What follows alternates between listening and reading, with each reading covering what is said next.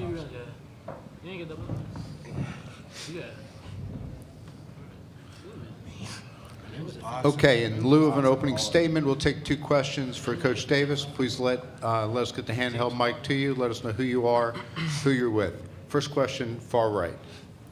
Yeah, Jeremiah Holloway with Inside Carolina. Hubert, of course, Michigan State, they were able to get up 12 early on, looked like they were able to get some looks that they wanted. I guess, simply put, what kind of changed for you guys? What allowed you guys to not only, storm back, but maintain the lead the rest of the game? Well, we started to compete. I mean, they punched first. Their physicality, their will, their want to, the first 10 minutes of the game just overwhelmed us. They were catching the ball wherever they wanted to, close to the basket on the block. They were getting layups, second chance opportunities defensively. They were pushing us off of our screens, our spots. They just were playing better than us. And, we came into the huddle and I said, look, we can't talk about any basketball stuff until we join the fight. And once that started, the level of play in terms of the energy and effort and attention to detail rose, then that's when things started to change. And, we always talk about how do you react and how do you respond, and these guys, the whole team, reacted and responded the right way after going down, was at 14 in the first half. Okay, back of the room. Michael Coe, WCHL, chapelboro.com. Coach, this was, the bad start was sort of similar to the Clemson game in the Smith Center when they went up early, used an early timeout. What was the difference in you guys being able to complete the comeback this time and versus the Clemson game? Yeah, I don't really relate this game to the Clemson game. Just for me personally, I just quickly haven't thought any similarities between those 2 games. I just know that Michigan State came out really aggressive on both ends of the floor, and from a physical standpoint, we didn't match it or surpass it. And once that changed, everything else changed. I felt like defensively, we were getting over screens, we were talking on defense, we were fighting front in the post, we were boxing out, we were rebounding, we were defending without fouling. And so I think the change came on both ends, not just offensively, but defensively as well. Okay, we take questions for the student athletes now. Second row to our right. Brett Friedlander, SaturdayRoad.com. Mondo, how much did the early foul down here? How much did the early foul kind of knock you back a little bit defensively? And not just you, but by extension, the entire team. And what was the trigger that kind of got the defensive intensity back up? Yeah, I thought early on just getting that one foul, it definitely was tough. But even still with that, I thought at the beginning I definitely could have did a better job of making that big man catch it out farther. And, I mean, at the college level, once you let a big man get it right there in the circle, it's going in 6 times out of 10. So that was tough. But, I mean, what really changed it for us defensively was Paxson coming in. I thought he really made a huge impact on us, and he really got us going. And for him to come in like that and step up when his number's called, I mean, it just speaks on just guys being ready to play on our team. Okay, second row in the aisle. Hey, Kelly Blackman for the Niner Times. Harrison, you had some really critical shots out there tonight. How do you think that just helped energize the pace of the offense? For me, it's all about team basketball. And today, I was open, and they found me. Armando, RJ, Elliott, they found me when I was open. And luckily, I was able to open the shots. But, as for us as UNC, we're all about the team, and, we played together today. Front row to our left. Tom Shanahan from Spartan Mag. For Armando and RJ, kind of a big picture question. Can you talk about, A, how your coach successfully replaced a legend, B, bounced back this year after a tough season, used the transfer portal well, and just has established himself in his 3 years as a coach here? What was the first one again? I'm sorry. Can you give us a big picture about how your coach over the 3 seasons has replaced a legend, and then you had a tough season, and he used the transfer portal well and rebuilt the team this year? Yeah, I mean, I think Coach Davis has done a tremendous job his 3 years has been here. His first year, the way he came in and brought us all the way to the national championship. But, I mean, I think the big picture for Coach Davis is what he brings out of the guys. And what that is the passion, the fire, competitive spirit to go out there each game and each practice to play to our best of our abilities. And when you have a coach like that, I mean, I think you could go a long way. And we rely on him just because we know he's seen the things that we want to experience, and he always tells us that. But then that leads on to the second one of how him and the rest of the coaching staff did a tremendous job of just going out and grabbing guys like Harrison, Cormac, Jay Witt, Paxson, Elliott, Zayden. I mean, they have made a tremendous impact in terms of just bringing different types of personality to the team. And I think everyone just, as soon as they stepped onto the campus, we felt like they belonged, and it felt like they were there for 4 years already. And I love this team, and I just love everybody on it. Yeah, and I agree with everything RJ said. It's just so special for us when we got a coach that just has so much belief in us, even sometimes when we may not even believe in ourselves. And I think just all year, just how he's pushed us, but also nurtured us and made sure we were okay and instilled that confidence in us. When it comes to times like this and we go down 12, just knowing that our coaches believe in us but also are hard on us, it just makes a huge difference. Next question, left aisle. Hunter Bailey with the Highway 49 podcast. This is for RJ. I just want to ask you about Seth Trimble's defense. Quite a few big blocks, first and second half of this game. Just talk about what he brings coming off the bench. Seth is the best defender in the ACC and one of the best defenders in the country.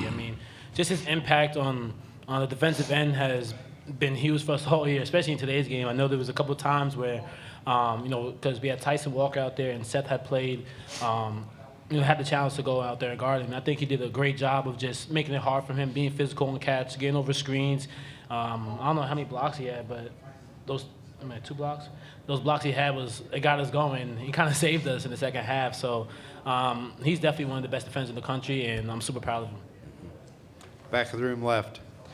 Adam Smith with Inside Carolina. A question for Armando and RJ. I think it took Harrison maybe 12, 13 minutes to get his first basket to go, but it seemed like he flipped some sort of a switch there in the first half that helped you guys, find that run you went on. What did you see from Harrison in particular? Because he was, it kind of looked like a Harrison Ingram game there when he got going. Yeah, well, Harry, he actually told me yesterday that he was going to put on a big-time performance today. And games like these, when it gets real rowdy and physical and it's in the trenches, we know these are Harry type of games. So there was no doubt in our mind that he would really show up a big time for us and hit big shots. And the way he defended today was amazing for us. And, we don't win that without him. Okay, thanks, guys. You can head back to the locker room. They'll be available in the hallway outside the Carolina locker room. Good job. Thank you. Okay, we continue to take questions for Coach Davis.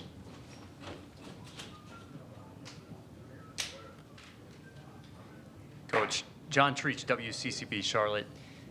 Given the emptiness you felt at the end of the season last year, can you just appreciate this? I know you've been down this road a lot, but appreciate this journey and this journey. I appreciate every moment. I appreciate the sunny days and cloudy days. I've said this a number of times. There's a reason for all seasons, and he's the reason for all seasons, and I'm meaning Jesus. And those reasons are good, irregardless if it's a sunny or a cloudy day. And all those reasons develop my character, refine my faith, and make me the person and the husband and the dad and the coach that I want to be. And so I enjoy all the moments. Brian Balcom, THI. Elliot Cadeau finished with a game high plus 20, game high 4 assists, and had 0 turnovers. What can you just say about his performance tonight? Yeah, I thought he was, I thought his performance, being able to handle the basketball, get us into our sets, his ability offensively to push the pace, it gives RJ a break to get off the ball. And then I thought in the second half, he responded defensively really well. I thought he did a really nice job of keeping the guards out of the paint, defending without fouling. And this is all new to him and understanding the importance of every possession on both ends of the floor. And I can just see his confidence continuing to grow. And then he was able to step up and I think hit a couple free throws towards the end. I don't know if he made both of them towards the end or one of them, but he stepped up and made at least one, and I thought that was really good for him. Far right. Hubert David Hale with ESPN. You've obviously got some veteran guys that you know what to expect week in and week out from them, but when you play a game like this against a team like Michigan State, do you learn something from this type of performance that gives you some extra confidence as you move to weekend number 2? Well, Michigan State is always Michigan State. It's, extremely well coached. I can't have any more respect for a coach than I have Coach Izzo. His program, the way that he runs his program, his, the type of teams, the way that they play. So we knew that what we were getting today. But in terms of moving forward, I wouldn't just say just today, but for the whole year. I mean, if you look at our non-conference schedule, it was real. Then you get into conference, and we were able to, win the regular season ACC title. So we've been in tough physical matchups, highly competitive competitions like today, and so it just continues to build confidence for us moving forward. But not just particularly for this game, but for what we've had to do the entire season.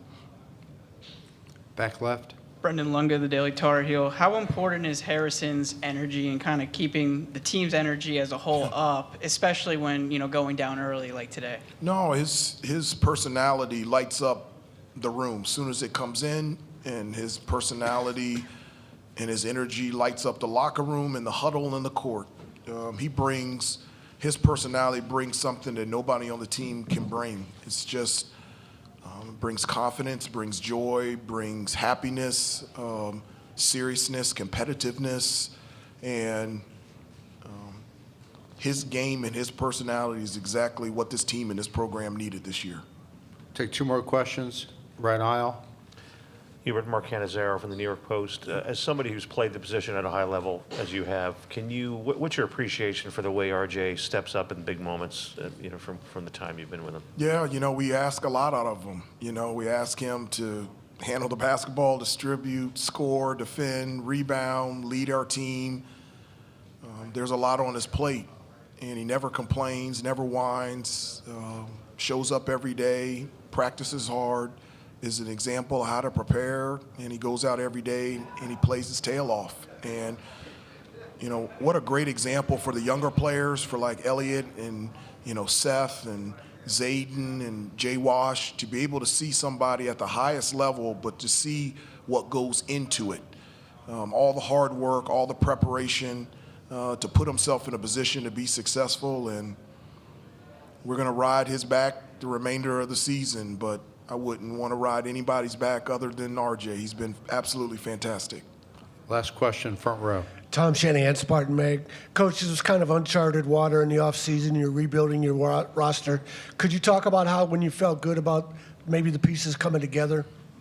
Well, I felt good about the pieces when we got the pieces. You never really know until they step foot on campus, but as soon as they got on campus from the start, and I told this, and I tell this to everybody, from the start, this team has wanted and has enjoyed being a team. They just enjoy genuinely being together. It's never been a situation where there's 4 guys here or 4 guys there. They're always going out to dinner. They're always doing everything together. Even in the meal rooms on the road, like there'll be 2 sets of tables because we've got 14 players. Everywhere we've gotten from the start, they have taken the 2 tables and they have moved them together because they don't want to sit separately. They want all 14 to sit together. And I don't know how that translates to wins and losses, but I think it helps. And I think we have really good chemistry, and we'll see how much further we can go. Okay, thank you, Coach. Good luck next week. Thank you.